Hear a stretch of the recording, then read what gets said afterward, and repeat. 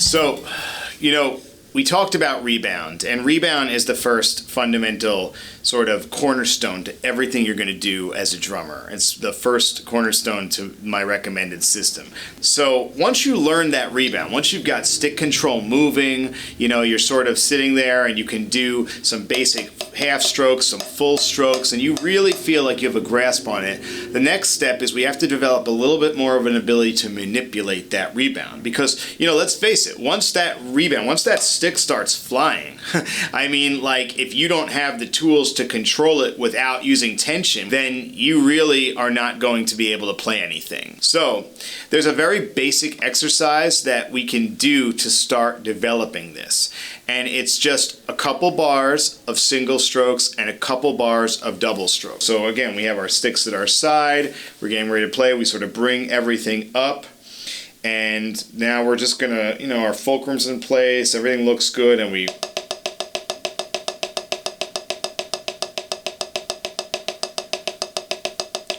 it's really that simple. Right, left, just back and forth, singles,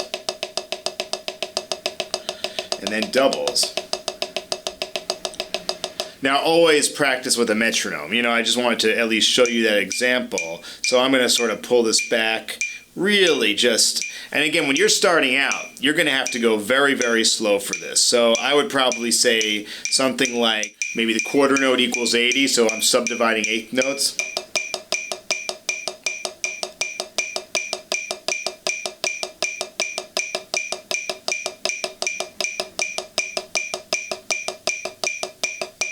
You might even have to go slower than that.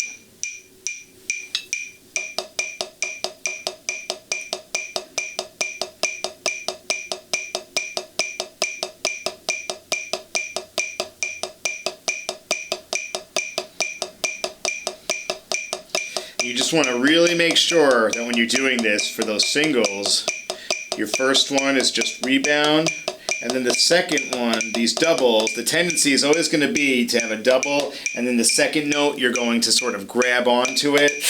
Be careful of that. You don't want to do that. You want your wrist to follow the stick. See how my wrist just follows the stick, and I have two wrist motions for each one.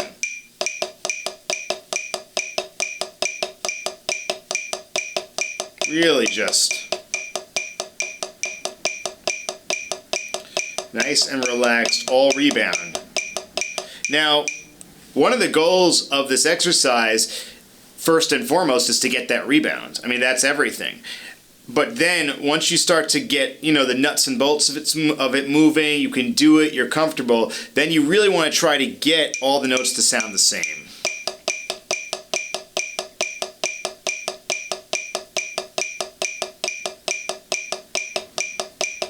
So once you sort of get the nuts and bolts of this moving, you sort of get the singles, you get the doubles, you sort of get it all kind of working and you're not straining too much, you can go ahead and add paradiddles to this exercise. So you get that going, and basically you add that on. So now if we go back to our nice slow relaxed tempo, one, singles, doubles, let that wrist follow. Let that wrist follow.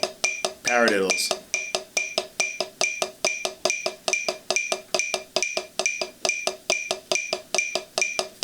Go as slow as you can, and then eventually, you know, speed it up a little bit.